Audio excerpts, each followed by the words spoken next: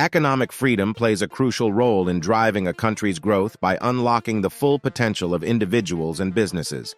It fosters an environment of innovation, investment, and job creation, leading to increased productivity and overall prosperity. When economic freedom thrives, resources are efficiently allocated, healthy competition is encouraged, and market-driven decision-making prevails. This, in turn, attracts foreign investment, nurtures technological advancements, and fuels comprehensive development. Wealthy nations unleash their economy and well-being of their citizens by reducing government intervention, streamlining regulations, protecting property rights, and promoting free trade.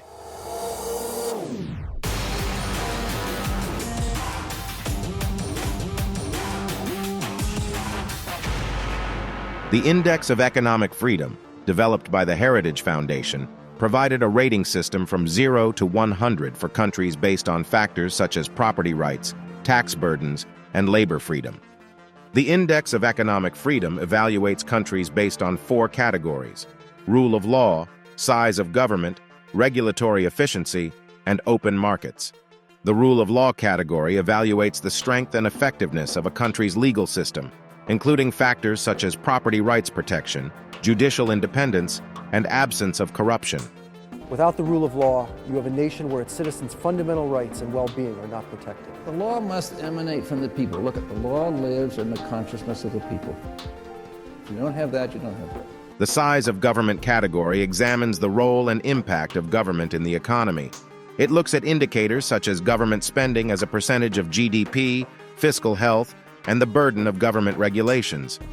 Regulatory efficiency assesses the ease of doing business in a country and the level of government intervention in the economy. It includes indicators such as the ease of starting a business, obtaining permits, and the flexibility of labor regulations. Open markets focus on trade freedom and investment freedom. This category evaluates the degree of trade barriers, including tariffs and quotas, as well as restrictions on foreign investment. And this is also a question of if you have open markets and, for example, you're able to sell your cotton or your cocoa or other goods, you still need the roads, you need the ports. In 2023, Singapore emerged as the top-ranked country with a score of 83.9, reflecting its strong rule of law, protection of property rights, and effective governance.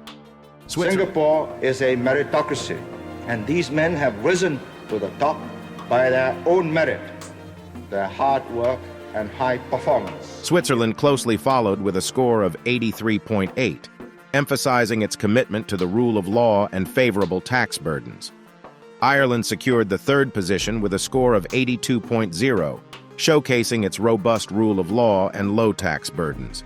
Taiwan ranked 4th with a score of 80.7, demonstrating its strong commitment to the rule of law and protection of property rights. New Zealand stood at 5th place with a score of 78.9, known for its strong rule of law and open markets.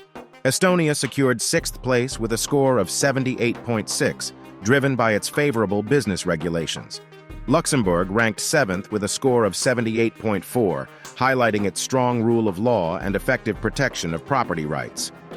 The Netherlands secured 8th position with a score of 78.0, showcasing its robust rule of law and open markets. Denmark followed closely at 9th place with a score of 77.6, emphasizing its strong rule of law and protection of property rights. Sweden rounded up the top 10 with a score of 77.5, demonstrating its commitment to the rule of law and open markets. In 2023 ranking, Europe emerged as a stronghold of economic freedom, with countries like Ireland performing exceptionally well. In Africa, Botswana stands out with the highest score of 64.9, surpassing countries like France and Italy. This showcases Botswana's ability to create favorable conditions for economic growth, despite the overall lower level of economic freedom in the continent. In North America, the United States ranks 3rd regionally and 25th globally, with a score of 70.6. This is a decline from its ranking of 17th in 2022. The country is categorized as mostly free due to concerns such as inflation, increasing government debt, and unchecked deficit spending. The public debt in the United States exceeds 128% of its GDP. Chile leads in South America, surpassing economic powerhouses like the United States from America, the United Kingdom from Europe, and Japan from Asia.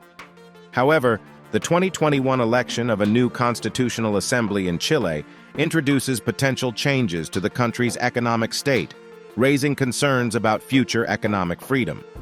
China ranks among the lowest in East Asia and Oceania, standing at 154th globally due to its repressed economy.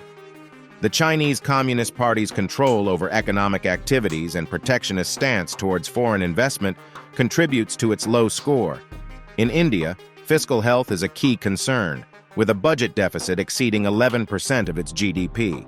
This, combined with restrictive regulations and a complex tax system, impacts India's score, placing it 121st globally. We make videos on current issues. Support us through your likes, share, and subscribe our channel as well. Eritrea, North Korea, Zimbabwe, Venezuela, and Cuba are the least free economies in the world. Eritrea struggles with limited property rights, government control, and a lack of regulatory efficiency. Similarly, North Korea's centrally planned economy and tight government control hinder individual freedoms and economic development. Zimbabwe faces challenges such as weak property rights, limited rule of law, and burdensome regulations, inhibiting investment and business growth. Venezuela suffers from government intervention, corruption, and trade restrictions, leading to hyperinflation and widespread poverty. The Index of Economic Freedom serves as a valuable tool for governments and policymakers to identify areas for improvement in their economic policies. It is also worth noting that economic freedom is not an absolute guarantee of overall societal well-being. Other factors, such as social equality, healthcare, and education, must also be considered in evaluating a nation's overall development and the well-being. Thanks for watching. Please like, share, and subscribe our channel for more interesting videos.